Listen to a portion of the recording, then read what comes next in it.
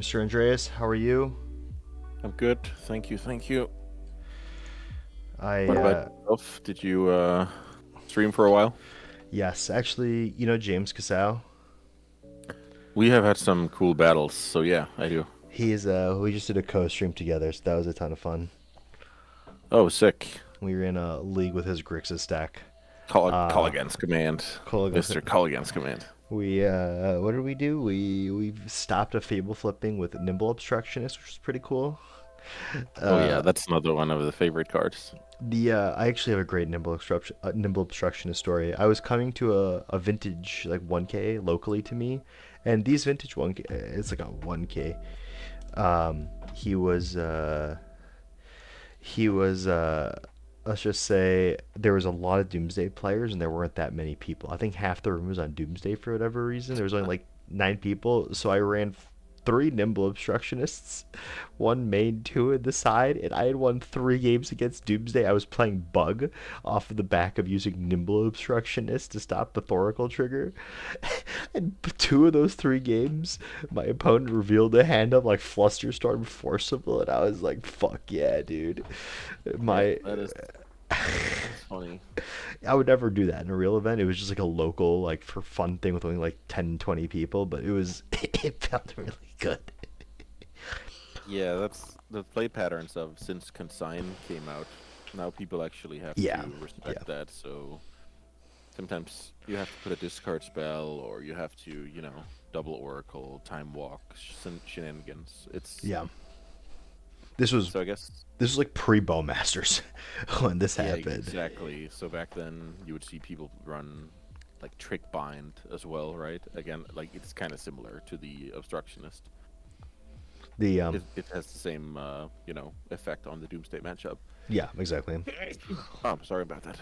I saw you won another challenge on Blue Black Reanimator again. I can't call it Uh, training wheels anymore if you've won twice with it now. uh, no. Well, maybe you can. It's I more.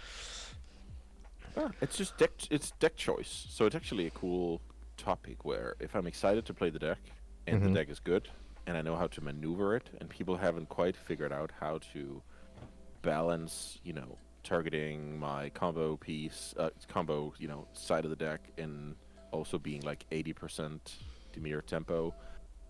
If if I feel like I have some, I can kind of take advantage of the strength of the deck and people's, let's call it, inability to play perfectly against it, and I am looking forward to 6 hours of exactly that, then it's a powerful tool. It meets all criteria for a deck choice, right? So I don't know, and I play well as well, right? So why not play it if I care about getting the good results? So yeah, I mean, training wheels. You can call it that. You can call it, good deck I'll choice. call it You can call it a training lot of things. wheels. I lost to it at I did like a birthday legacy tournament, a shot by me, and my buddy was playing that deck, and we were both 3-0. And he hadn't played Legacy in forever. And he Yeah. told me, bro, I'm just having Entomb Reanimate Force in like every hand. This is insane. I can't lose. And then we played, and he gets there game 1, and then game 2 I get there, and then game 3 it's like, dude, are you kidding me?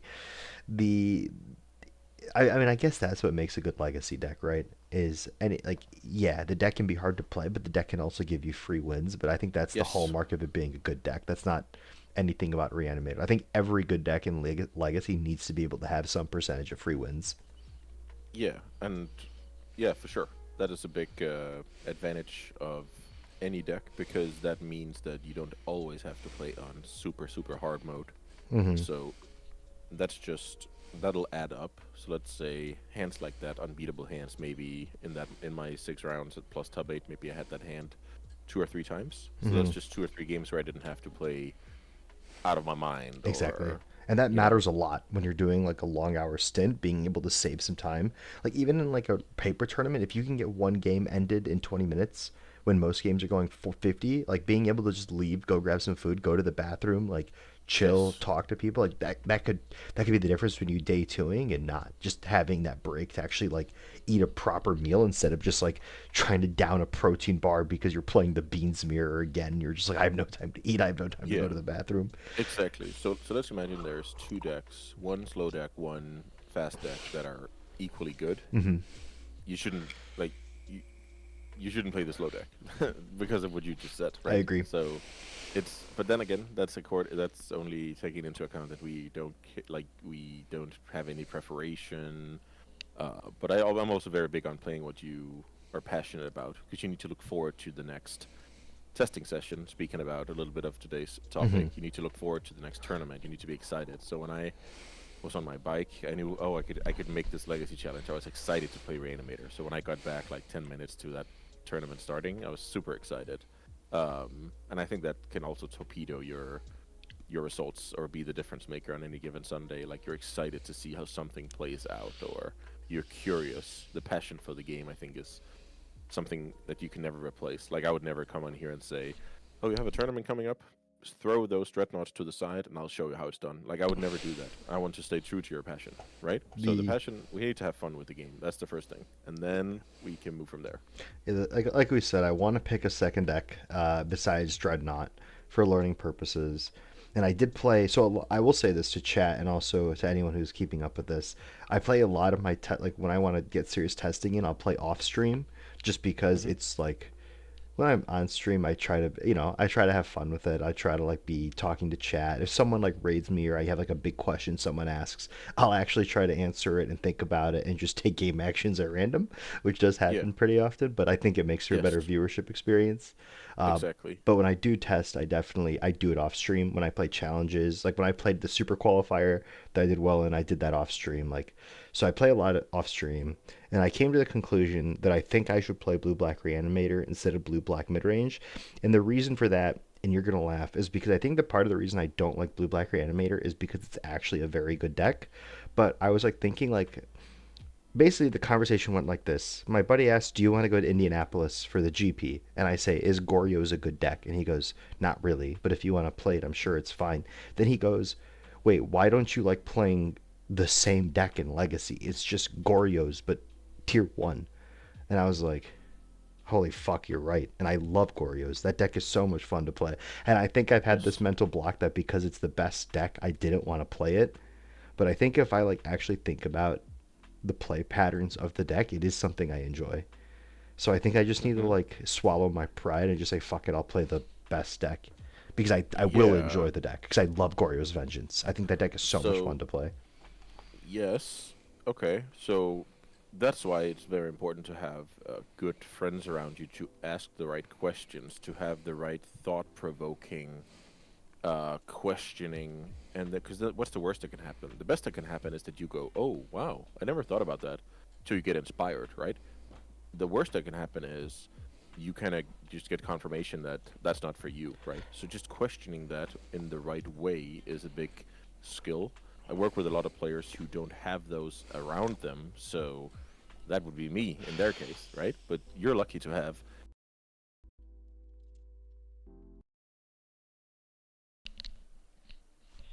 how I view life anyway. When I had some awesome conversation with a friend or whatever, then I'll just keep thinking about, oh yeah, this was a cool angle. Huh, maybe I could incorporate this. Is that for me? I'll try and find Yeah. the right solution for me based on what I experience in the world. So, I, no, I was actually the opposite of laughing. I thought this was like very, very smart way to make your friends better, if that makes Hmm. sense. Um, and then, yeah, second of all, yeah, perfect. If you enjoy like cheating fatties into play, and also you're not the only guy who doesn't want to succumb to the big bad reanimator. If I play this, it's a big like no, no, no, no. This is all good. This is just a magic deck, and you can do that without losing any pride, losing any face. You can still talk a little bit of training wheel shit talk. Let's just like there's nothing at stake there. You don't owe Yeah. Yeah. nobody anything, right? So I actually wanted to ask you a little bit about you said the off stream Yeah. testing. So or off stream tryharding and Hmm. that's kind of thing. So because I did a little bit of research, I asked some the best pro team in the world how they test for the PT. So I brought the good stuff today. Um, and I also have my own experiences, but I actually want to hear a little bit about how would you consider like testing in Magic, just a little bit of your experience and how you view it compared to just jamming games against strangers. So there's two phases to testing, and I'll walk through how I tested for Eternal Weekend with my Esper Stifle Nihilist, Hmm. that I think I also did very well on.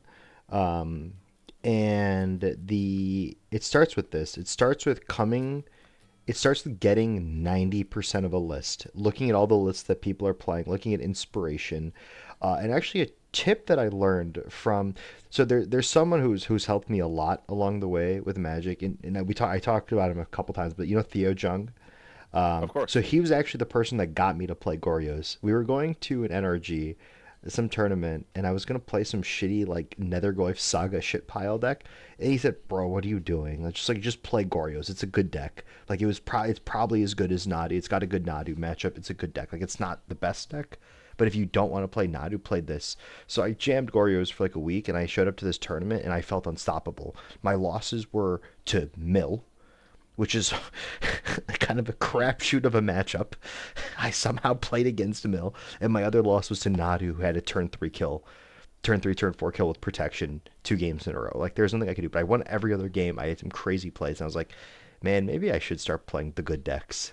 Um, and then Theo is also the same person with the testing who kind of inspired me when it comes to lists. Was that we were looking at like decks, and he said, "I'm gonna go look at modern for inspiration on cards we can play." And I was like, "Why did I?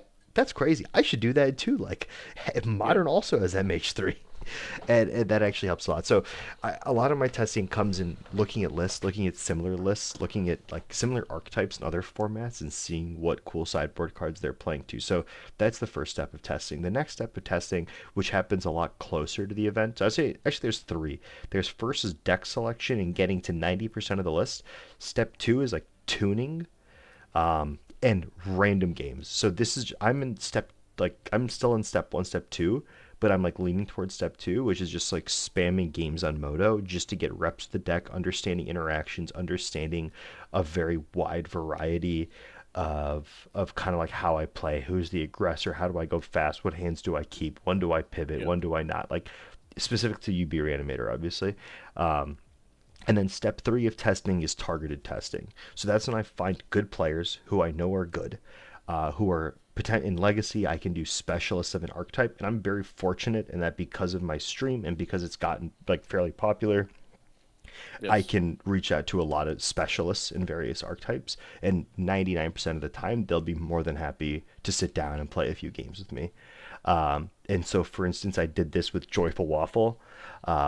I wanted to get actual reps in against like Tempo, like the other opposing frog decks, and that helped immensely. Even though I never actually played against that deck at Eternal Weekend. I only played against Reanimator. But I played an insane amount of games against Reanimator and didn't lose a single one. And I attribute that to playing the matchup an absolutely exorbitant amount of games.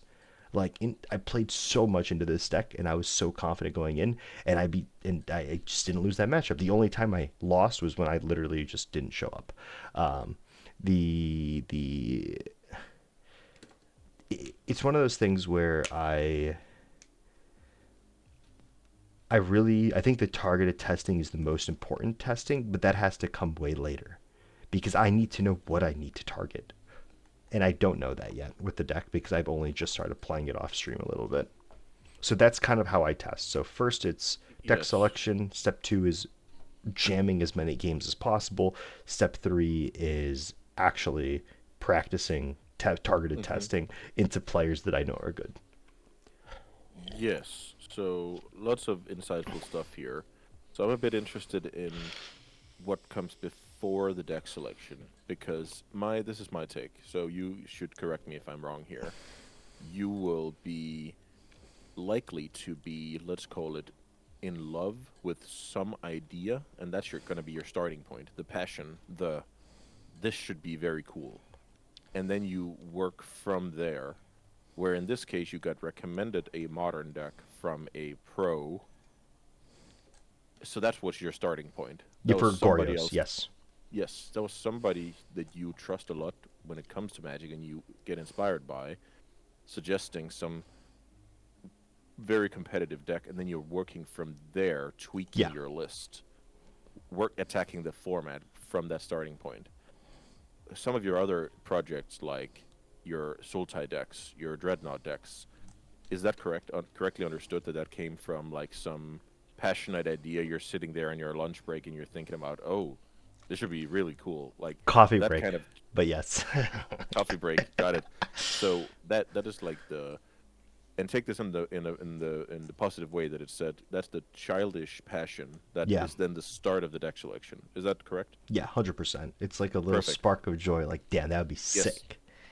And that, yes, exactly. And that is priceless because you have that about the game, and we never want to take that away. So you're the one who brought up Blue Black Reanimator, not me. That's very important for the record.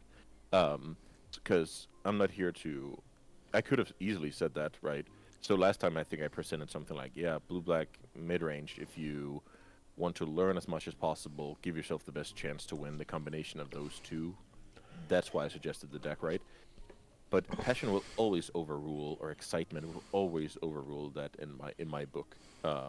So I think it sounds awesome to challenge yourself going down that path, both because the deck is, we know the deck is good, so Hmm. that you can say this puts a little bit of pressure on you, right? You're not playing with house money. If you pick up Reanimator, you practice hard. You're putting yourself in a position to do well. That is some pressure that some players can't necessarily thrive under, right? Hmm. So I think that's a very ambitious way to choose a deck. And then from there, it was awesome. You said a lot of very useful things about what steps need to. So you need to research the metagame. You need to get a feel for how stuff plays out. You need to adjust. And then when you get closer to a perfect list, you can use your network to line up some guys and play the targeted testing where you get an actual feel for how a matchup plays out, or if you should focus more about it in a sideboarding, etc. So Hmm. maybe I can share a few examples of how I do myself, and then I asked what Team Handshake, how they approach it when they're testing for the PT. I have some insights to share there as well. How does that sound? Let's do it. So some stuff that I've done in the past. So I have some examples here. Um, I played a lot of Modern, so I played a lot of Affinity, so I really wanted to figure out how often am I winning against Stony Silence. Hmm. So we could play like any matchup with Stony Silence, could be like Abzan mid range or whatever, and we would just spam games where I was like, okay, I'll be on the play. You'll have Stony Silence and 6 cards in hand, so they just always had Stony Silence in their hand.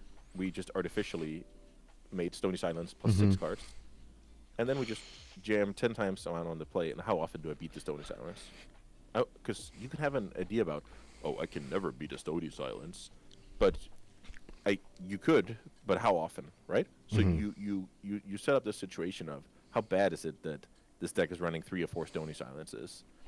So that's just was very helpful. Instead of just jamming like 10 tournaments in a row, then maybe it happens 3 times, and then you kind of have a hard time remembering. You define what are we going to find out in the next set of games, and then we do that. We play with a purpose, right? So the same thing you could test, like you go oops all spells, and you're like, okay, how often do we win against an opponent who has 1 Force of Will? So we do the same thing. Then we maybe account for the fact that they have to take 1 mulligan, so we play Force of Will plus 5 cards. Yeah. Play that 10 times, figure it out. Um, what I also like to do is find some continuity in like play draw. So let's say you and I were testing, then I would suggest we go, oh, let's play 5 games where you're on the play, and then we go 5 games where I'm on the play. Right. So we kind of get this continuity, just a little bit more structure, right? So that's another good one. Another note I have here is that if you're playing against somebody you know, like let's say you're jamming locally, Hmm. then it's flawed because that guy might know your sideboard plan. You might know their sideboard plan. You might know their 75. You might know their like personal tendencies. But then when you go to a tournament and play against a stranger, a lot of that goes out the window. So it's very important to define. So what I do sometimes, I have a coaching session. We're testing Legacy. He always wants to play like he says, "What do you think's the best deck in Legacy?" And I bring that and I play against his deck. And I'm always saying, "Okay, I'm playing in the dark because I don't think I'm supposed to know his deck. I don't think that will be a very good, let's say, testing because when he goes to a tournament, the opponent's not going to know that he's on this combo deck. So I keep hands with like Fatal Push and stuff like that because that will give him the best testing. If I mulligan double Fatal Push hand, that's not going to happen against in the dark game Right. one out in the wild.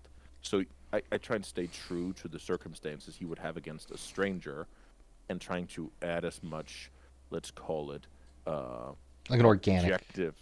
Yeah, exactly. The organic, That's a better one.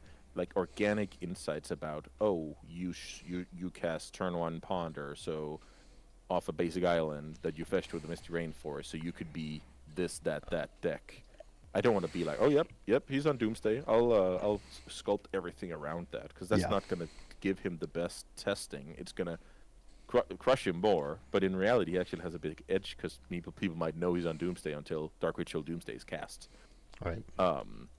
So that's the fact. Is it a known or unknown matchup? Then when we go to sideboarding, then of course I know what I'm up against, and then I also shouldn't tell him like, oh, this is my plan, and he shouldn't tell me, oh yeah, I have 10 creatures in my deck post sideboard. That's exactly some of the edge that I need to figure out by seeing his Doomsday pile game one. Let's say I lose, then I'll tell him like, oh, so now we are playing under the assumption that I saw your whole setup. I know how many cyclers you have. I know this and that. I picked up on that.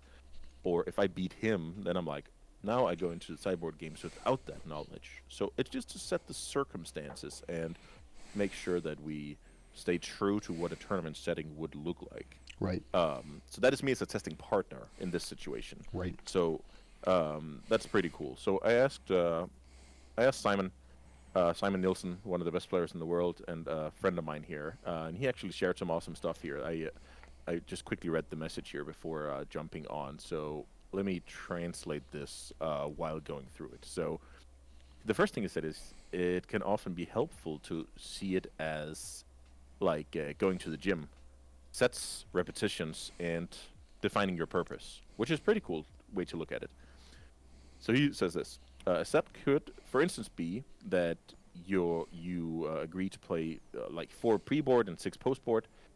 Like that spread is with a purpose. So if somebody's like, let's play in the dark, this should be interesting because I'm on a brew or whatever. That could be interesting for that deck, right? And after a set, you can figure out if you should play more, like new sideboard plans. Like so, basically, new stuff can come up. You can define, let's play 10 games with this purpose, but then new purposes or new ideas can come up. So it's always just defining what are we doing here. Then you said you said intentional something. He translated as intentional targeting, which is very cool. So it's just to have a purpose. Let's see. This could be like I'm like, oh, you're saying you're crushing Reanimator. I'm saying I'm crushing Dreadnought. Let's figure it out. That's interesting then, because then we have opposite. Let's call it impressions, and then we go to figure out what is the truth. We get closer to the truth, right? So you could also skip the pre-board games. You can put sideboard cards in your hand. It's pretty cool that he also suggested that. So you can basically manipulate the mulligans. How often do I win off a multi 5 against whatever? What does that do for how I scry to the bottom? What does that do for my desperation?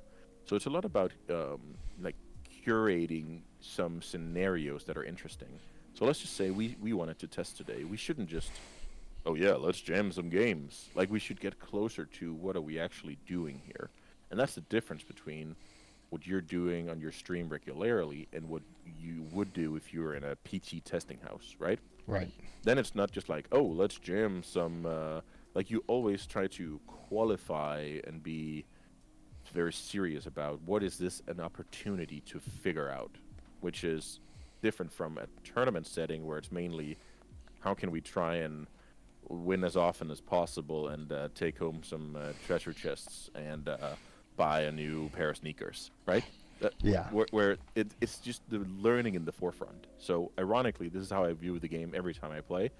When I split the finals of the challenge this weekend, I was the next 2 hours I was thinking about, oh yeah, that Lance matchup. Wow, that was really clutch. I wonder if I could have played better here to guard against getting wastelanded or whatever the case. I'll always question, despite the results. I'll stay in that moment because it's a moment to learn. No matter if I go 0-3 and drop or I split the finals of a challenge, that is a set of Magic matches where I could learn something. So maybe I need to make sure I have a crossover card instead of a matchup specific card because there was a hole in some matchup and I didn't want to keep in one Bowmaster against whatever non-blue deck this was. Um, and yeah, I'm just always curious about how to do better, even when winning. And I think that's the thing, right? I want to strive for perfection. If I make 95% decisions correct, I want to make 96 next time or 97. So I think it's always just playing with a purpose, and I think that is a challenge for your situation. But we talked about this maybe one of the first time we spoke, Hmm. where I said there could potentially be a conflict between trying to improve as much as possible, win as much as possible, and then being in this entertainment space, having some, not necessarily going to call it a persona, but then a reputation, and people like the way you, I don't know, you say like some bad words when the opponent draws something cool, or the face palm the other day was amazing with the shoot the sheriff. I enjoyed that a lot. That was just that was epic entertainment, right? So already at that point you're playing a deck where it's the excitement, it's the challenge above win rate. Does that make sense? Like that Yeah. deck choice.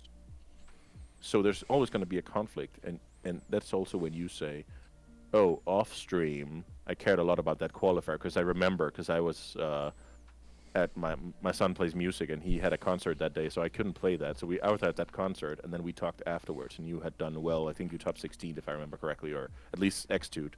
Yeah. And then you just told me, I could just tell the way you didn't want to stream, you wanted to channel all your focus into doing well. So that is to say that that is not what you're doing on a daily basis. Then you're not doing everything in your power to win as many matches as possible. There's something else at stake. So I think that's going to be your biggest challenge, because can you turn your stream into a serious testing environment? That's only up to you, basically. Yeah. And I think part of that is like I'll make some time to test like off stream is the big thing, right? Like I realize I won't always be able to. Like I'll Hmm. definitely commit more time to playing the deck on stream.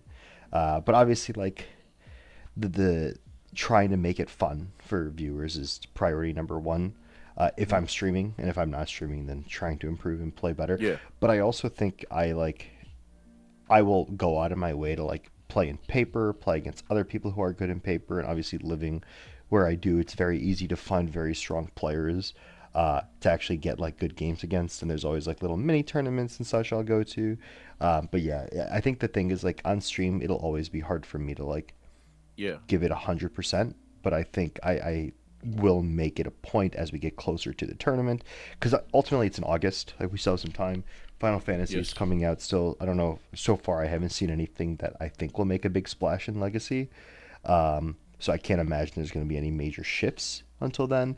But you never know, and something might happen Yeah. when there's like a breakout card. So I'm kind of waiting, probably like I'm doing like my initial testing now, and then as we get closer to August, so I'm thinking like later July, beginning like later June, beginning of July is when I would actually say that we should do some sessions that are actually like very targeted, and then I would Yeah. ask you like, let's play the mirror for an hour, let's play against blue black tempo for an hour, let's play against like show whatever the meta is looking like around that time. Yeah. So Yeah, because I actually think that would be great content. So you have a good network in Magic. So mhm, that means you can basically handpick specialists who probably think it's pretty cool to come and join a stream, and then you can kind of set up the criteria. If you're inviting them, you can set up the criteria, like saying, "Oh, I want to play against you on the draw here. Sorry, on after sideboard, first on the play, then on the draw, like three games yeah, each or whatever." They'll, I'm very confident they would agree to your interests at that point. 100%. I know a lot of people that would be happy to come that are like specialists in their archetypes that would be happy to Yeah, come and jam games for an hour or and two. I think that's very good content. Yeah, I, we I, can run it for sure. I'm not worried about that at all. So I'm mainly saying my point is I think you can easily turn your stream and just define it beforehand, right? Because Yeah, it's gonna be a bit more serious. It's like when I say I treat Magic as a sport. That's basically what you would be doing then. yeah, Then it's like, but that would be cool. Like a lot of people would pay a lot of money to have surveillance at the CFB testing house. Or speaking about Theo, Theo would also tell you a lot of cool insights about, because he was on CFB for the yeah. PT I played last year. if I remember correctly. And Yeah, he so was he's going to have a CF. lot of Yeah, yeah, he's going to have a lot of insights as well, and that's just how the world works. We need to see, okay, what are the other guys further up the ladder doing, and is that something I can incorporate? And I would argue a big yes. You have the network, and you're interested in improving. So that's also why the two of us are talking right now. So right. you're very ambitious. So and you have a big network because you're not an asshole. So that's perfect. So we should take advantage of all of that and try and move forward that way. So actually challenge you a little bit on that one, and I think you can set up that and still have very big entertainment value and gives people a lot of insights into what does it mean to not just jam games over the kitchen table and then be Yeah. like, oh, I crushed him 7-3 last night over a beer, but you don't really know why, or maybe there was too much like bias between friends, or there was a lot of stuff that kind of changed. I've had that oftentimes where I had to highlight to my testing partner, mainly in coaching sessions, where I'm like, but just remember, you're not playing against me, and I pick up on a lot of details, and I do my research, and I probably spent the most time on research in the world. The average guy that you're going to be playing at this tournament is not going to have this activation of the brain when they see the first fetch land. So you have a bit more of an advantage there. So you should still be confident going into this tournament, despite you just got smoked by the Baron. That's two different things, right? Um, so it's just to yeah. I think you can easily pull it off, and it's all up to you to set up the scenario for testing on stream, and I No, think people would love absolutely. it.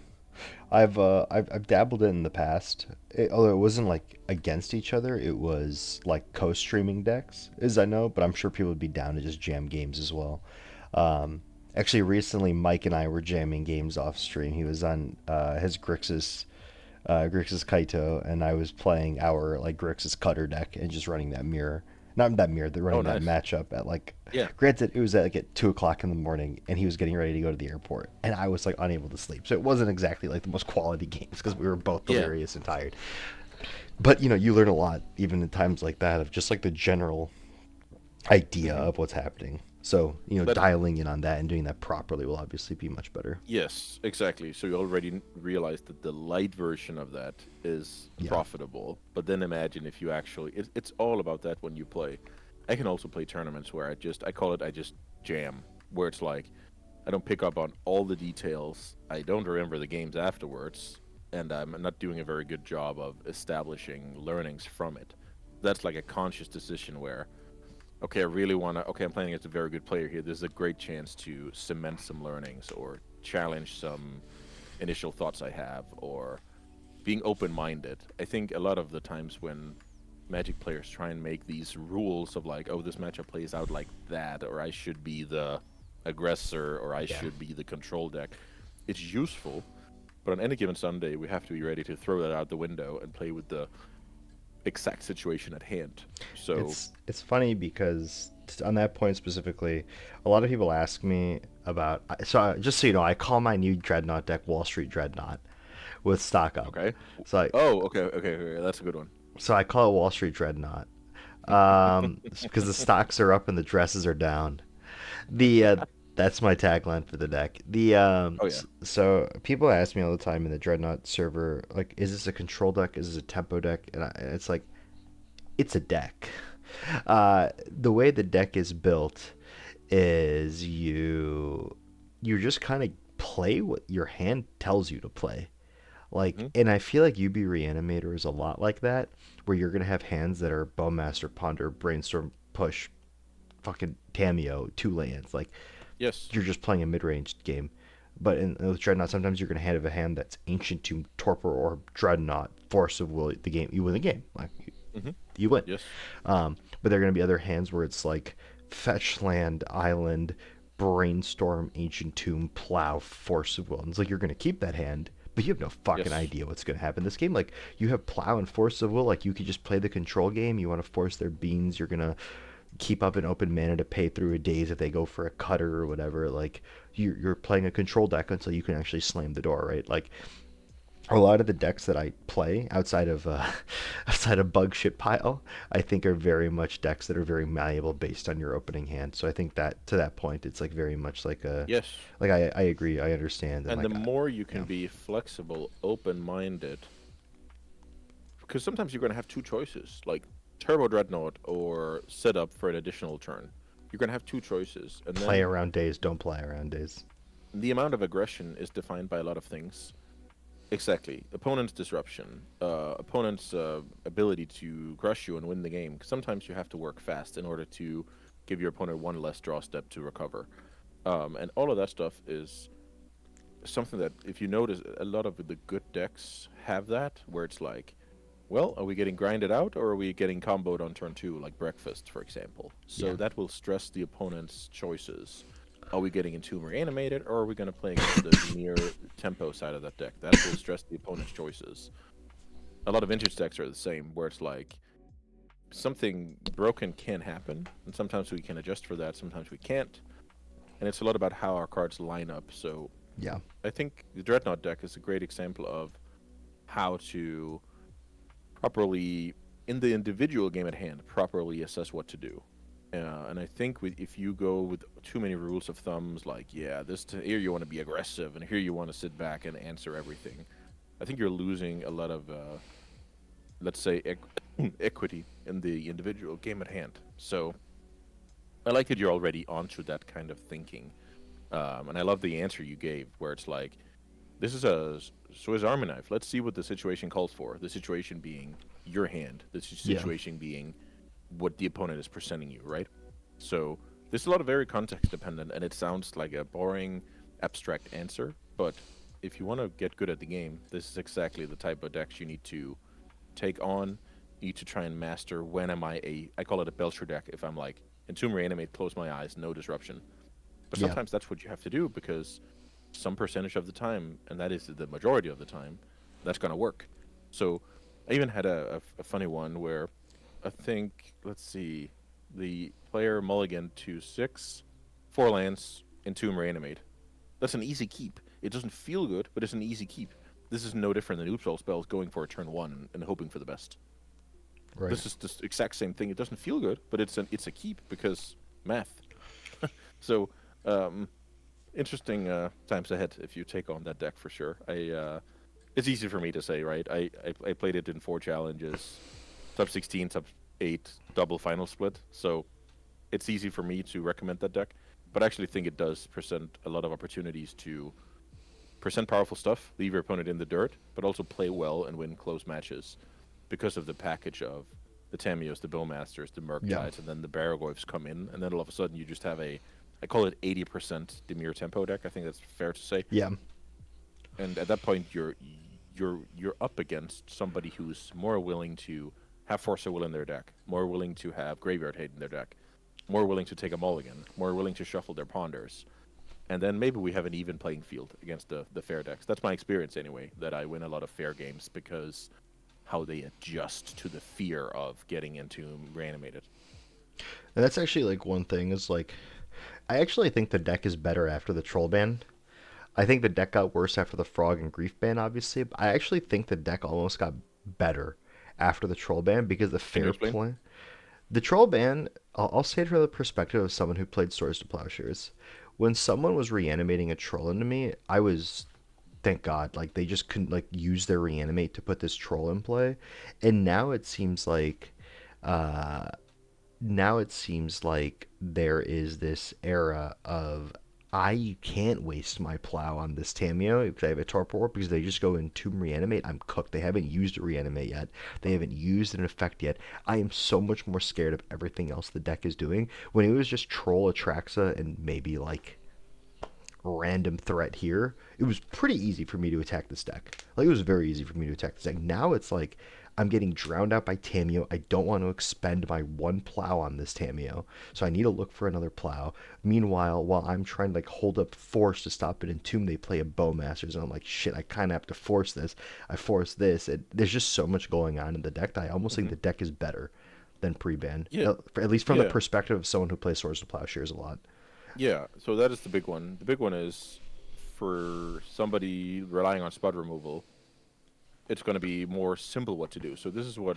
So first of all, if it's better or not, that's also going to be contextual. So let's imagine a world where back when grief was all over the shop, people knew that was a very known entity, right? Hmm. So that card got banned, and then people actually momentarily thought the deck was not as good anymore. So that made people cut Graveyard Hate from the main deck, cut down to like the good old, I'll get away with 2 surgicals in my sideboard. So then contextually, the deck was better because the deck didn't get that much worse, but people respected it way less. So then contextually, it was a better deck. Then people caught up. Fair enough. Same thing with the psychic frog. There, everybody knew it was a known entity. They built to not just get smoked by the deck. The deck was still doing more than fine. Psychic frog gets banned. People think the deck is a goner, so they disrespect it. Then the deck, you could argue the deck was better because the disrespect was off the charts. And it's kind of the same with the troll ban, where it's like, then people go back to kind of sleeping on it, and then contextually it could be in a better place. But there's another angle to that, which is if the troll is only makes your deck better if you're reanimating it, right? And now, even if you have a cage in play, it shuts down fewer cards than before. Because before you played like 3 animate deads, Yeah. you relied more on it. So that's just to say that these days, I think, did you mention something about whether you should counter Entomb or not? Or am I dreaming here? Did we talk about this recently, or did you ask something about... Anyway, the Entomb we used to be an easy counter, like Yeah. back when you played 7 Yeah, animates. 100%. Now, mathematically, it's actually close whether you should let that resolve or not, because you only have 5 reanimation spells now. You don't have 7. So, should you give respect to the second Entomb, which means you should let it resolve and let fight over reanimation? Should you give respect to the Entomb already? And I think people are still, in my experience, the last 4 challenges I played, they're fighting a lot over the Entomb, and that is a big advantage for the deck. That I know if Entomb resolves, it's negation or bust for the opponent. It's pretty. I feel like people should switch this up more, and maybe let it resolve more often than they're doing right now. Especially if they have Graveyard Hate to draw into. So it's just something I wanted to share, that the ratio of Entombs is way down because of Troll, obviously, but it's also way down because the reanimation angle is also way down because we only play 5 now, and we oftentimes trim the animate dead as well. So I've had some double Entomb draws where I like to call it build my own hymn to Torak, and that works a lot. I've gotten forced a lot on the Entomb, so I take big advantage of that when I play the deck. Also, you shouldn't underestimate Tamiyo's ability to get back both Entomb and Reanimate. Oh, I've made that's a what lot I'm of saying. mid-game nastiness. Tamiyo might have been the most underrated card during spoiler season. The Now, I actually did put Soul Guide Lantern back into my deck, and I had it out for a while because I was like, I have Torpor Orb, I can just plow the fatty. But now it's like, fuck, I only have 4 plows, and they've got 15 Yeah. threats. I need plow for all of these. Um, Yeah, that's what the deck does well, because you're right. Letting the opponent have a Tamiyo because you're saving a plow for later is something that this deck will capitalize on. I and don't think yeah, I I lost a don't think game you're allowed to because do of that. that. I lost a game because of that, where I Yeah, I decided don't think you're allowed to do that, where I let the and that's Tamiyo exactly why the go. deck is good. And I was like, ugh, I can let this go. I can erase the Dreadnought. And then I was like, oh, I got my Dreadnought Brazen Bard, and I put it in via dress down. Like, fuck, I'm cooked. Uh, Yes, because then you're gonna get buried in clues, yeah, and and then the then damage nothing is done. matters. Yeah, nothing matters. Once they've got like 2, 3 clues out, and you don't have a clock, the game is effectively over.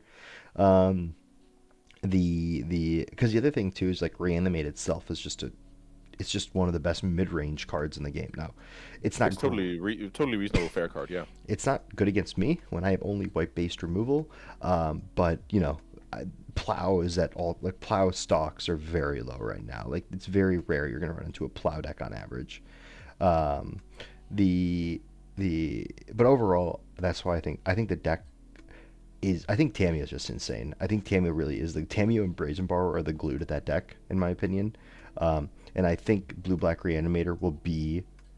So your Blue Black Reanimator was like a kind of the hot thing when it first came out, but now I think Blue Black Reanimator will be the go-to Reanimator archetype moving forward. I actually think Red Black will be more niche, and the quote unquote people that are Reanimator players will pivot to blue black, because I don't think this deck will ever not be at least tier 1, if not S tier, over the course of like whatever happens. I think this deck is a definitive. Entomb Reanimator is very Yes, efficient, and exactly. then Exactly. I think this deck will be a definitive legacy archetype moving forward. that's also, in my opinion, whether you say this is the glue, this or that. It's the reason why you're saying blue black is because then you have Force of Will and Days, right? That's like Yes. the biggest. So And that's the biggest consistency thing. via cantrips. Exactly. So your plan is going to happen more often than not, and you have the ability to say no to whatever the opponent is doing. Mm-hmm. So this is why when I do my Metagame Monday videos, I talk about why is Blue Black Kaito. I actually like that name. I'm gonna steal that name. Why is that a good deck? It's because of the generic disruption. So you have Thoughtseize, Wasteland, Days, Force of Will. Those cards don't care about if you're getting Yeah. Show and Tell or Mystic Force, right? They're just good cards at making sure nothing bad happens. And those cards are also available in Reanimator. And yeah, I'm a big Thoughtseize gamer. We even did a whole session about on that card Yeah. months ago. But the fact just remains: every time I'm opening my game on turn one Thoughtseize, that's just where my brain just activates, and I can Oh play yeah.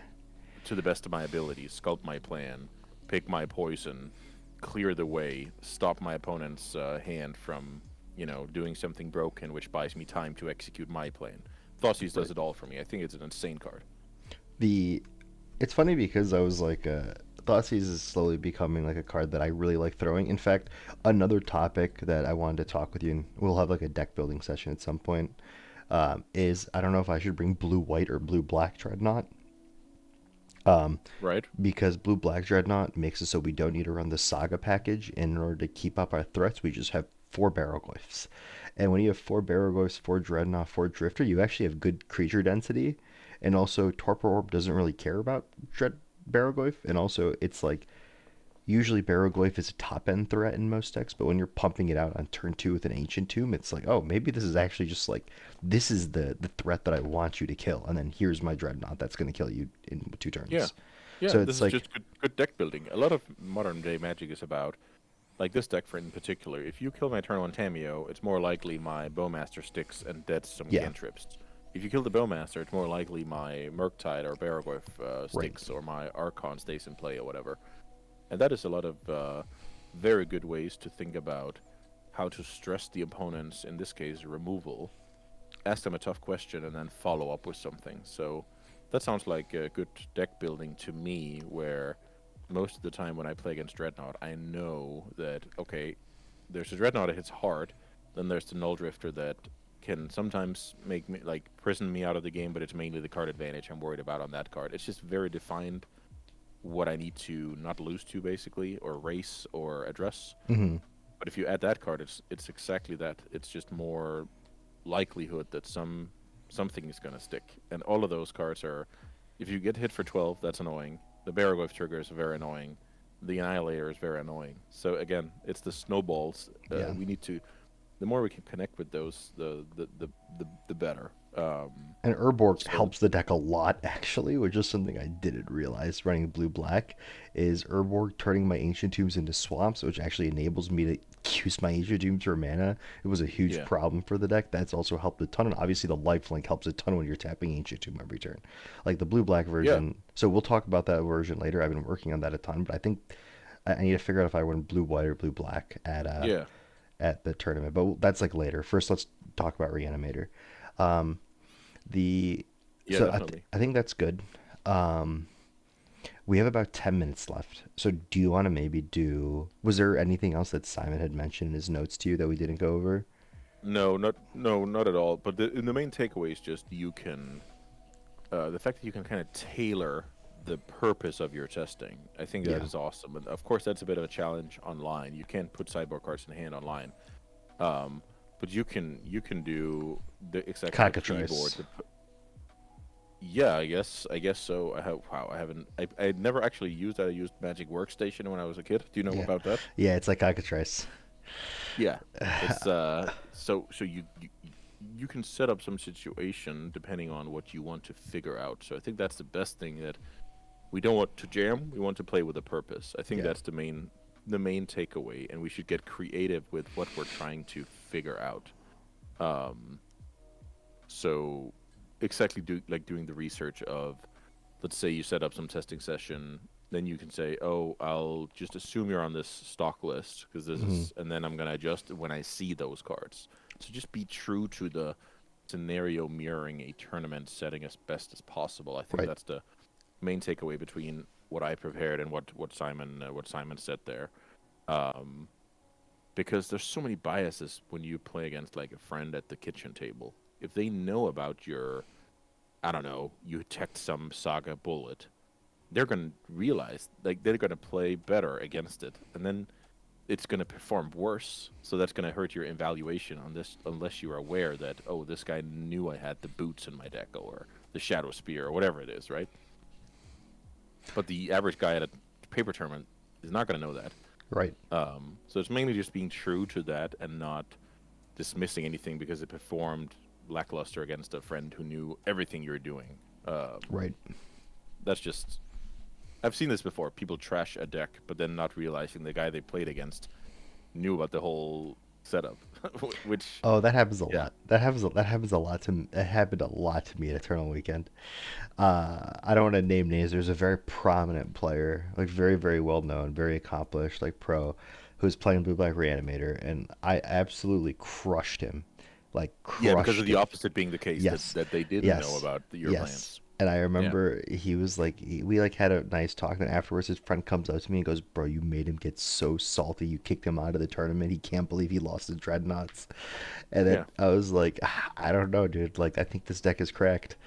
Um, and anyway, it is fun when that happens. But I think that's why I want for this upcoming tournament to have two decks. One, which is my old faithful, what I'm known for, what I love to play, and then two, another deck that I really enjoy. That's a more traditional tier one, quote unquote tier one deck. Because I do think my Dreadnought deck is very good. I definitely think he can win a tournament. I believe I can win a tournament on it.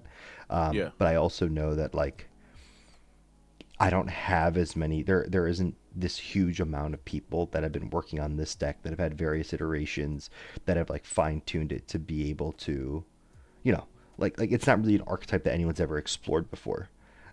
So it's really just me and some people in like the Dreadnought server that are pushing it along, and like yeah, that'll never be like it, if one of us ever wins a tournament with that deck, like a big one, like not like a challenge or anything, but like an actual like like a very large tournament with like a showcase or something, then I think there'll be a lot more innovation in seeing what people can do there. But so that's kind of the goal right now.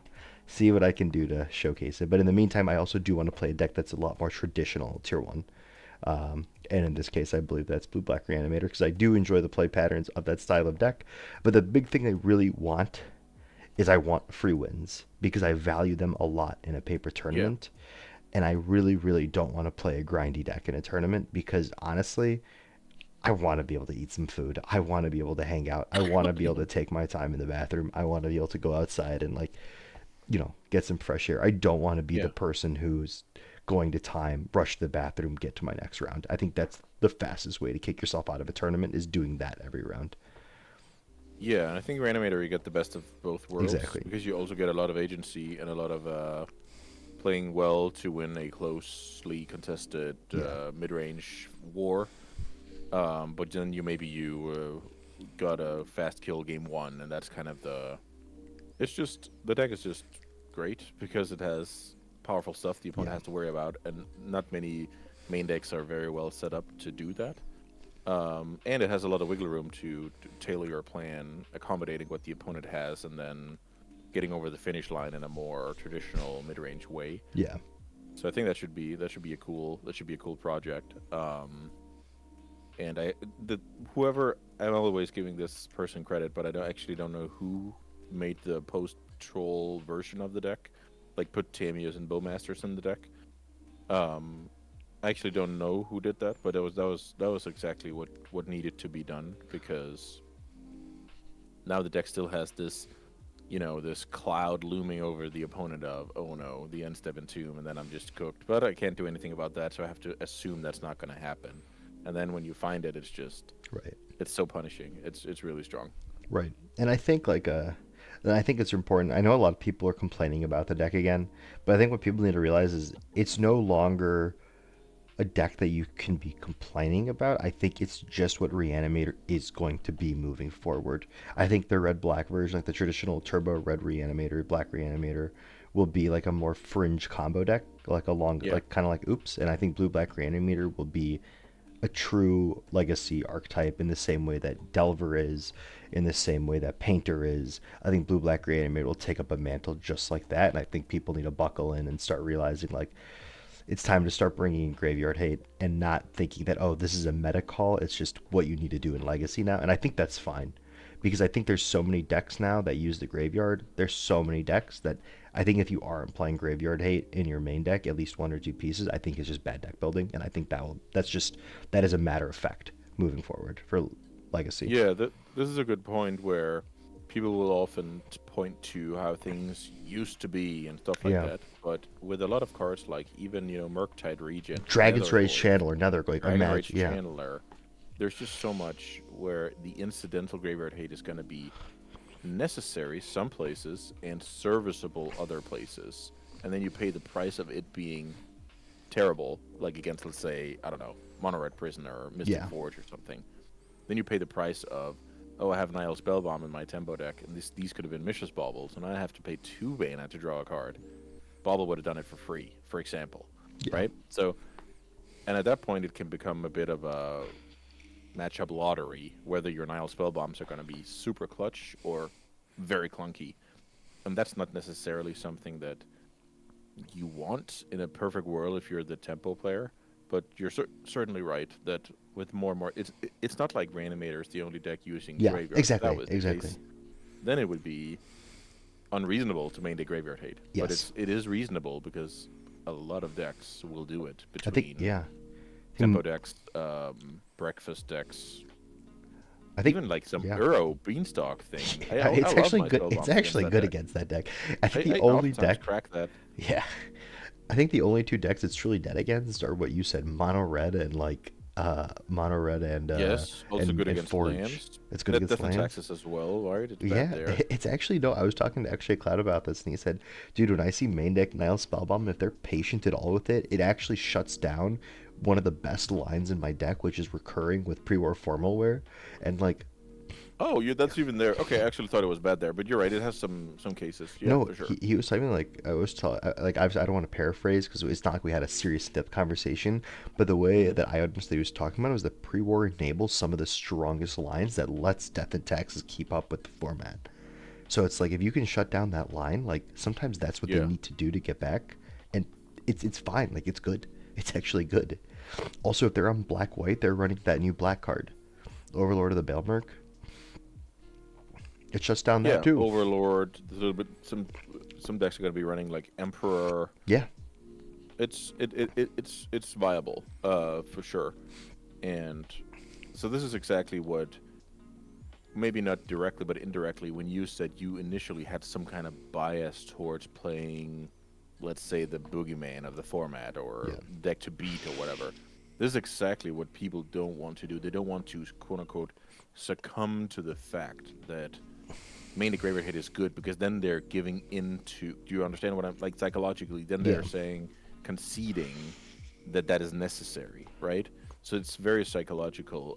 And if people just didn't have those emotions attached and hated certain decks, they would just yeah, adjust and be just fine. But so that's definitely part of why we see Reanimator doing well, why we see Oops doing well, at least from time to time.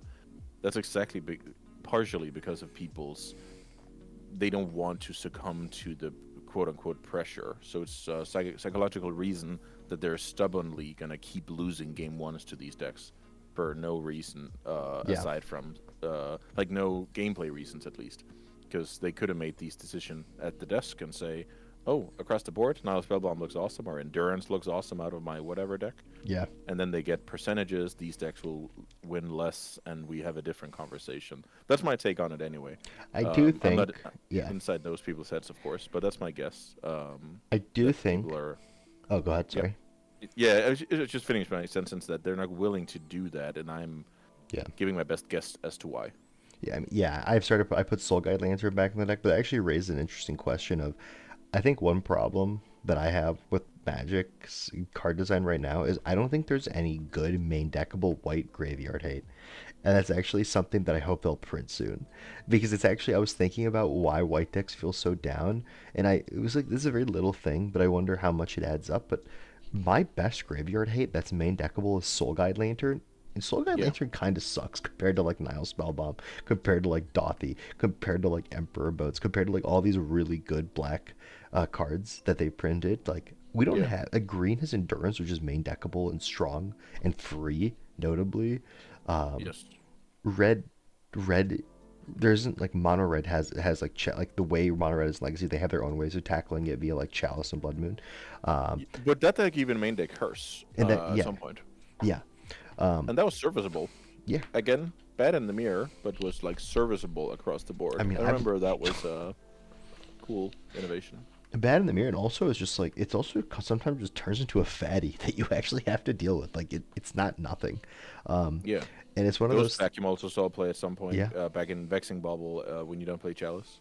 but now Chalice kind of shores that up. But the point is, like, white decks don't have good main deckable graveyard hate, in my opinion, and I think that's, I, I really want them to print something that's better than Soul Guide Lantern, and I don't know if they will, but I hope they do. No, it's a hard design space, I feel like, because you have all the colorless stuff available. Yeah, And the only reason you're discontent with Soul Guide is because there exists a black card that can do the same but also cantrip when you remove the whole graveyard, right? Let's yeah, imagine Nile Spellbomb is not a magic card, then we would probably just be happy with Soul Guide. That's at least my take on it.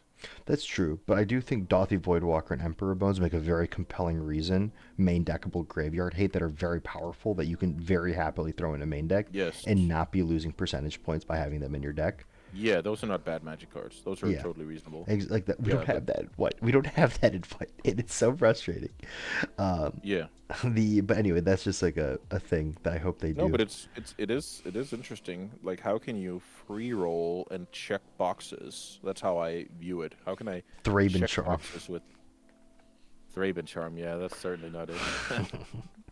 That was the closest thing. But anyway, that's just a totally side topic. But yeah, to your point, without Niles, but also Niles Spellbomb we've had for like 30 years, so I feel like Yeah, that. now Spellbomb is pretty cool. Also, sometimes you want the ability to clear your own graveyard. I've certainly had It's that Soul Guide happen. I couldn't exile my own Dreadnought to stop it with Soul Guide Lantern. I was like, fuck.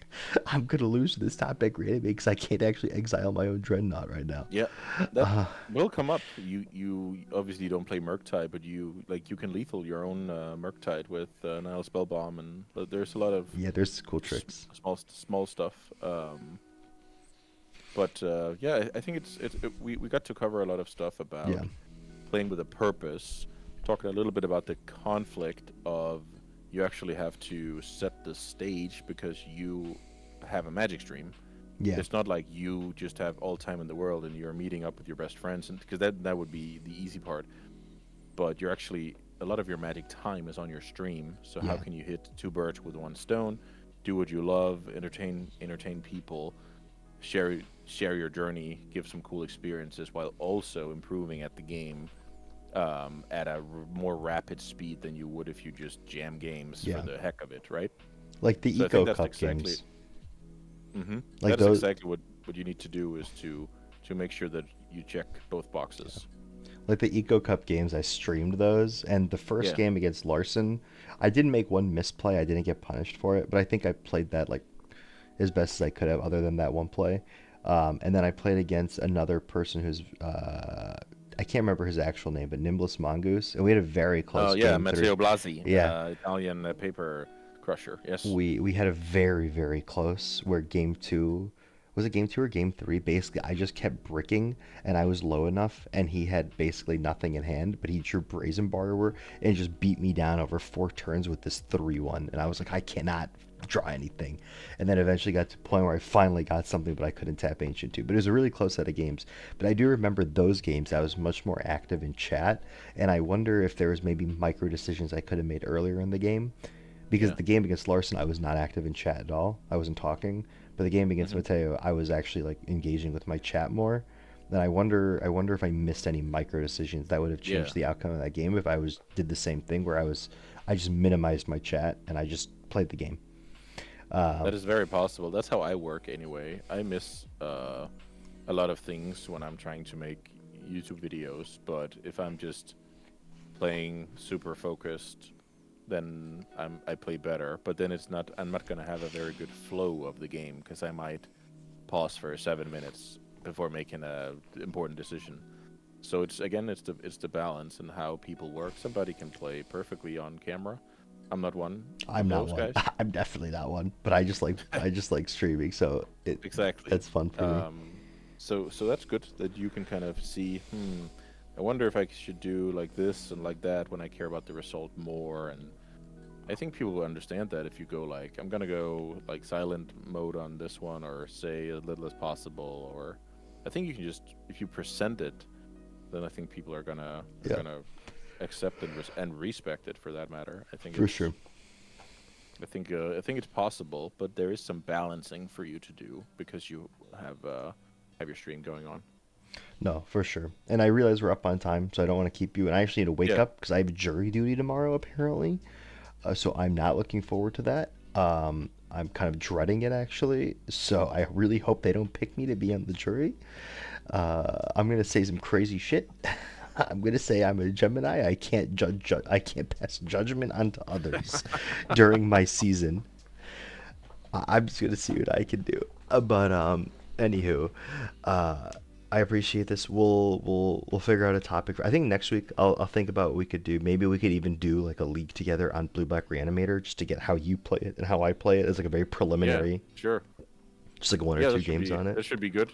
You're not the only one interested in that. I'm actually joining Andrea Mengucci's stream in a couple of days to do the exact same thing. So, On Blue Black uh, Reanimator. yeah, exactly. Nice.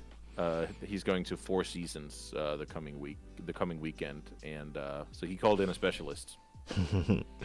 That's what I thought he was a cradle control enthusiast. What happened? Yeah, but actually, we tested for Last Eternal Weekend, Hmm. and he didn't get much going with that deck, so he scrapped it and played Reanimator instead. Actually, there, so he's interested in doing the same. I think, but it's mainly just that I think that should work very well. The double header into unsuspecting strangers. So It'll be fun. but let's talk about that when we get a little bit closer. Priorities could change, Yes, et cetera. But for sounds sure. awesome, everyone. Perfect. All right, Andre. I will. I'll be in touch. I will talk to you Sounds soon. awesome. Wish me luck tomorrow. That I don't Yes, get sir. picked. Good luck on dodging A- your duties. Amen. Amen. I need to dodge my civic duty. Does that make me a terrible person? I don't know. But I have a job and I have things I need to do. I can't spend 2 weeks in the courtroom. Uh, That's for sure. but all right, brother. All right. I will talk to you soon. Enjoy the rest of your morning. And I will talk to you and I will see you then. All Sounds right. awesome. Thanks so much All for today, everyone. right. See you, man.